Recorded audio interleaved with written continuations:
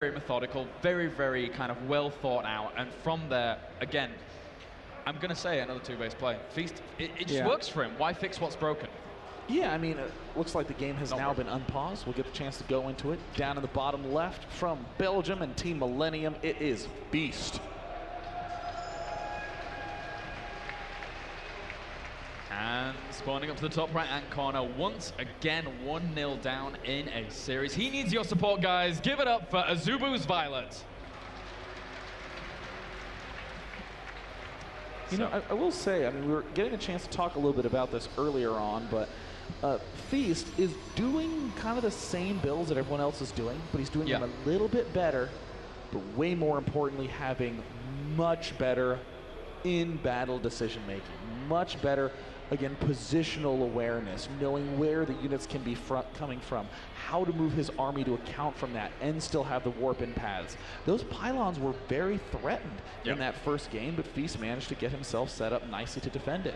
Oh, that's very true indeed. As you know, Feast, it's interesting the wall that we actually had there from Feast to kick that game off. He actually had, normally you would see a Protoss just have a one hex space to be able to wall things off, but he was so confident in his ability to be able to deal with what was going on. They even had a 2 hex space there. No doubt to throw a pylon down if you saw some kind of aggression coming along, which could always bolster that wall very nicely. But it's still a risky play to go for if you're not keeping full awareness and eyes on your mini map. I mean, it's a very specific trade-off that Feast is making by having the 2 hex opening. Yeah. It obviously is a lot harder to block off with just a Zealot. You need the building. But at the same time, it also allows you to make a double thick wall off in case of emergencies. With that single slit, you can really only do a 1 extra backup wall off. Again, with this nice dancing. Look at this. viOLet's adjustment is to actually bring drone 2. Exactly. That was so neat for viOLet there. Adjusting from one game to the next really does show the level at which viOLet plays. Just, he doesn't want to have 500 minerals backed up like he had on Metropolis. That is not a good place to be in as a Zerg player. Yeah, I mean, Feast doing magnificent little manipulation there. But in this game, Feast is seeing, I haven't really done any dramatic damage. I'm just seeing where my opponent's at. This is a nice little place to hide the probe. I haven't really seen that. This tends to be the most typical place to hide probes nowadays because it's very easy for a Zergling to walk right by it. But Feast is building a kind of way far back photon cannon that actually doesn't protect this upper pylon from roaches. Yeah, that can be very dicey indeed. And viOLet, he can mix it up and go for the roaches, but I think as time goes on right now, more and more of Zergs are really adopting that very kind of heavy Ling Infestor style going on into the mid-game. But again, he has to have those roaches in place to be able to deal what Feast can throw at him, being, just this crazy 2-base aggression that Feast is so well known for. Yeah. Feast now scouting ahead. This is the big indicator. Boom. It's going to be that 3rd base for viOLet. Pretty much as expected. There's no reason not to go 3-base on this map. A lot of people, I think, would agree that it's a little silly to, I'm going to choose Daybreak. Let's all in. That's overthinking things a little bit. If you want to all in, choose Ohana, choose something that's a little bit smaller. But Feast doing everything as typically expected. And again, around 5:45 is when Zergs really start keeping the hawk's eye on those Vespene gas geysers. Yeah, and that's always very important to keep an eye on, because just say, for example, your opponent's missing 1 gas geyser at that natural, and they're actually powering off 3 gas geysers. That in itself is a huge tell of what they're going to be doing, and the options available to them on that 2-base kind of play. Yeah. That really does tend to be, for instance, a more of a Blink-ish focused play. A Blink with maybe no Robo in this sort of style, or just a sort of light attempt to take a 3rd base. If you're going to see no gas here, it's either crazy aggression or a very fast 3rd. If you see 2 gas there, you better have defense up, because you're going to have a timing push coming at you at 10 minutes with either Robo or the Blink tech involved in there as well. All these are significant possibilities, and I'm quite surprised to see viOLet sending this Overlord in, having not gotten that information from these gas geysers yet. Yeah, as for now, that Roach Warren will be on the way. He's going to actually move in here with an Overlord, see if anything is on the way, but nothing right now in the main. And with that warp, actually he's chrono boosting out sentries here and trying to clear. Wow, that is a very quick third Nexus here. As expected on this map, this is really where you got to have some sort of magical build planned, and this is the absolutely correct follow-up from Feast, going for a Stargate. How can you defend an early third Nexus? Well, what can Zerg throw at you? Zerglings, or Roaches, or Banelings. Nothing else. He's actually going to be building a Photon Cannon here and walling this off with gateways on all sides to deal with the Zergling threat. And then, from the Stargate, can't really do anything special with Phoenixes. He's going to be going double Void Ray and then just holding on double Void Ray. But this is a nice little added pressure from Feast to be able to pick off at the third. Yeah, I'm sort of... How many evolution chambers do we have on? Just the one, complementing that Roach Warrant for now. I can't help but feel that maybe viOLet is just going to play that really, really quick max out style and try and just break things before the air units can actually fully get that DPS out and down on the ground. But again, there is always the potential. There we go. He does have a second evolution chamber planned out here, so a bit more of a longer game focus here from viOLet for now. I'm a little disappointed, honestly, that viOLet has not scouted this expansion. That's so classic. No gas by 7 minutes. Well, he's either going really aggressive or he's taking a fast third. Wait a minute. I haven't seen the aggression yet. And it's 9 minutes. Where's the scout? Look at viOLet getting here painfully late.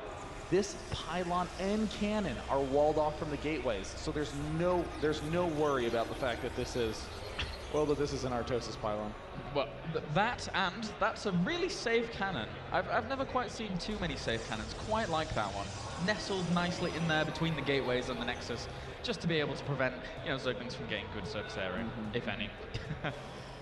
These Void Rays are in a little bit of the wrong spot. They need to be at the watchtowers. Checking at the fourth is fine. Putting pressure at one of these bases is the biggest blunder you can make with this opening.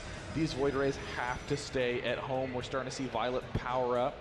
viOLet's getting his macro hatch. He's getting an infestation pit. You have the freedom as viOLet to straight tech right now. You have the freedom to go straight for the Hive. The trick to do in viOLet's position is actually to go Hive and Corruptor and then get the Infestors later on. Because what pressure can your opponent who went this fast to a 3-base really apply to you? Only air. That's how you get the Corruptors in there. Yep, and Feast for now just stockpiling quite a bit of gas on these 6 gas guys here to be able to keep that tech going. Robo going down as well as Twilight Council here, so spreading himself on multiple fronts in terms of tech to be able to just continue things going on and actually even get that drone as well as the cancellation on the 4th there to be able to constantly just hold viOLet back for now. Kind of cool fact from Feast, he's already hit 73 drones, 73 probes. Wow. He doesn't actually need to build any more probes. He's already gotten what he needs to. He's also just started to morph these warp gates up. Has started to get himself his observer produced. He has the 2 robos. There's the robo bay going down. A 4th base is the correct play right now for Feast to just take that up because, again, if you see a whole bunch of Ling Infestor, not really a big threat to try to take down a 4th, especially if you're going to be able to get Colossus up in a second. Yeah, very, very true. And, it's always very scary as a Zerg when your opponent is allowed to get up a 3rd. The Protoss is allowed to get up a 3rd this quickly and this freely, because the amount of economy they have as fast as you and constantly denying this 4th over and over gets a little bit scary. And there, the response for the Hive and the Spire going down at the 12-minute mark, it's really, really important to tech up equally as fast so you can have that composition out by the time your Protoss opponent gets to that very, very scary composition as well. I mean, I can't believe I'm going to say this, but that 12-minute Hive is quite late from viOLet in this position. You're sure right. It really needs to be like a 10:30 Hive if you want to be going for a Hive. Because right now we're about to see Feast, what is it? There's 6 gateways here. It looks like there's going to be another few up here. There's about 11 gateways on the map right now. So there's going to be a tremendous Blinkstalker warp in that can easily crush down the front door seconds before those Broodlords pop up, which is the most vulnerable spot for Zergy. And not only that, but it's that Naniwa-esque double robotics facility, double Colossus production, so fast to the point where he's going to get 4 Colossus very, very rapidly without his opponent actually initially realizing. So that can always be a massively scary factor, whilst Feast really doesn't have too much intel on the tech. Sorry, whilst viOLet doesn't have too much intel on the tech of Feast. Feast now has the money mix up to defend the 4th. There's the good old 9-stalker warping. And I think viOLet might be getting a little bit of a lucky break here. He hasn't been had any pressure applied. Here begins the 90-second countdown to being able to start those Broodlords. Broodlords still will be popping up at around 16:30, plenty of time for Feast to push, but the 8 Corruptors are the real danger. All these Spine Crawlers haven't been constructed yet, and Feast is about to hit at the key time. Yeah, he's maxing out at almost exactly the same time as viOLet is. How many times do you see this happen? He's going to blink into creating himself a bigger concave here, creating a much better actual arc of attack against this location. And for now, if he pushes in and just pokes away at these Spine Crawlers, it could be very deadly. Where are the Corruptors? They're finally starting to make their way to the front lines. An incredible arc for Feast. Force fields trapping everything perfectly. The Void Rays absorbing most of the damage from those Corruptors. viOLet trying to find an angle. He does manage to sneak a lot of those Zerglings in. Almost all the force fields have been expended. After this moment, viOLet is now starting to conquer this front line. How did he pull this off?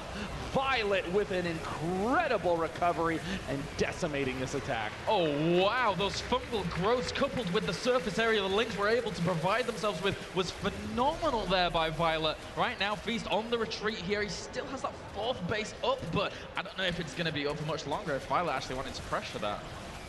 I cannot believe that viOLet was able to take that out, but you know, that really shows you the danger of attacking at a wide angle. All the force fields were gone in the first 2 volleys. The excellent fungal growths trapped the sentries at the front, and once those were picked off, it was a bunch of stalkers getting surrounded by Lings. The Corruptors in the middle getting eaten alive. I mean, the Corruptors weren't even able to be target fired down by any of the stalkers. Yeah, that was pretty brutal there for Feast, and now we do have those 7 Broodlords going to be morphing in just a little second here. 3-3 going to be going down for the Lings and Broodlings as well, so viOLet's going to have a very nice amount of upgrades, but there's 4 Colossus. They're not having any of that aggression over at the 4th. God, there's a lot of Broodlords on the maps, just super suddenly for viOLet, but gosh, did he get those up just at the right time. I mean, if Feast had had that range just 15-20 seconds sooner, the wall of spines would have been obliterated.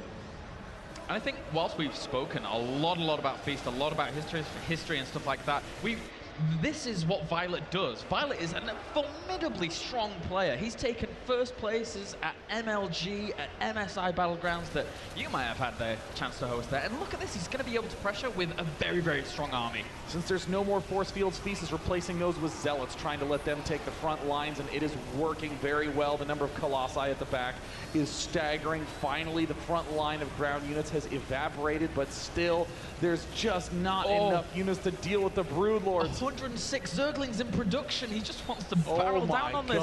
And he has the big beefy units in place that he doesn't need to replenish. So he's just going to replenish with all these. And there's the blink starting to one-shot those Broodlords. Now they're falling. The excellent fungal growth, not quite enough. Here come 106 Zerglings. It's going to have to be all the Colossus, but it looks like viOLet is starting to run directly underneath all those units. Not that many Broodlords left on the map. The Colossus in an excellent position, but I mean, this is a real nail-biter. How do you get an edge as either player in this spot? Well, as viOLet, you've got to go back. You've got to rebuild those mega forces. We see, again, the fungals from viOLet landing just perfectly, and an excellent angle for those Colossi to start roasting units. What bold blink forwards by Feast, but correct ones nonetheless. Yeah, viOLet behind this has tried to establish himself a 5th down to the bottom right-hand corner here. The only problem I see from Feast is he's not making that transition to the fleet. Has he got a fleet beacon yet? I don't really see it anywhere. I mean, Mothership isn't the end-all and be-all, but it's certainly really damn useful going up against this kind of composition.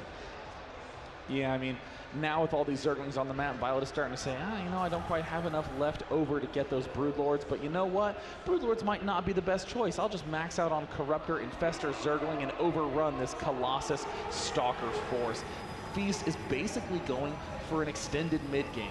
Colossus Stalker, not exactly the late game composition. You want to have those Templar, those Archons, that Mothership. A blink forward, an excellently positioned blink forward. We're starting to see all the Corruptors eat those Colossus for breakfast. The Zergling numbers are getting equally low, but now as the Infestor count is also starting to slowly dwindle, this is where Feast needs to ask himself, what can I possibly build right now? viOLet has just cleared out my Colossus, and that's soon going to be, Zerglings picked off the Nexus in the midst of the attack.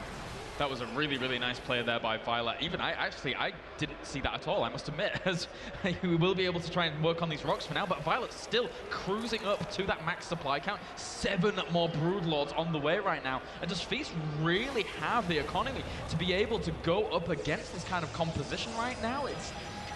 I don't know what he can do. It was really to viOLet's credit. viOLet said, what is the real problem I'm going to have if I want to go Infestor Broodlord? Well, the problem is those 6 damn Colossi. So let me do an attack to kill off those, and then I'll start going Broodlords. The Zerglings are out of position. The Broodlord's under assailment by these Stalkers, but the Zerglings spring in from the back, and Feast, despite his perfectly executed build, his perfectly executed timing attack, viOLet, too good in the matchup. He takes an excellent game against Feast. That is one of the most impressive games I've ever seen out of viOLet. Yeah, that was extremely, extremely well played there. It's easy to crumble under the pressure of, again, a Protoss taking that very, very fast third base, allowing them to just, he sat back pretty much and let Protoss do what he wanted for a long time during that game. But behind that, in the midst of everything that was happening there, he was also doing just what he wanted to do. And showed there that it really did work out.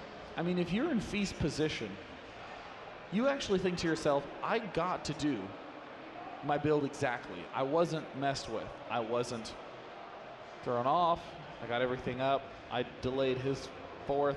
I mean, I honestly think that if Feast had just angled himself a little bit more solidly in that big push at 15 minutes, that is where he could have secured himself that advantage and won. But just getting into a too wide of a position once against viOLet is all it takes. Yeah, viOLet's the kind of player that's going to be able to spring on that opportunity. He is an opportunist, in essence. I think that's a great way to describe his Zerg style, actually, yeah. For the longest time, we would see viOLet just scout like Terrans, for example, see the front slightly exposed, instantly throw down a Roach Warrior and instantly go Bathing Nest, try to bust up the ramp. And the opportunistic style that we see from viOLet transitions very, very nicely onto those key small mistakes that your opponent's going to make, slight overextensions, being able to run in there, get good surrounds, and that is viOLet to a T. And now, with the last map being Cloud Kingdom, this is very much so the opportunist map. There's so many different attack paths, counter-attack paths, expanding patterns. This is where we see viOLet truly shine. If Feast moves out and doesn't protect the 3rd, or actually, if Feast even does protect the 3rd, but doesn't protect an attack path to the 3rd, viOLet will still make that push, still do massive damage, and Feast will be thinking, do I try to take out this 4th extraneous base for Zerg, or do I save my critical 3rd base? This is what happens. These are the decisions that viOLet puts onto his opponents. Very true. So without further ado, we shall be loading up into this 3rd game here in just a second. 1-1 currently, and I think that's a very apt result right now. Both of these players very evenly matched. There's Feast, who can bring those big, big power plays. Again, if you look at those 2 games, he might say, hey, well, I won in the first game with that kind of play, that kind of big 2-base play. And actually, Cloud Kingdom is a really good map for that kind of play if your opponent's going to be taking that 3rd at a standard time because of the way in which the architecture works around that 3rd.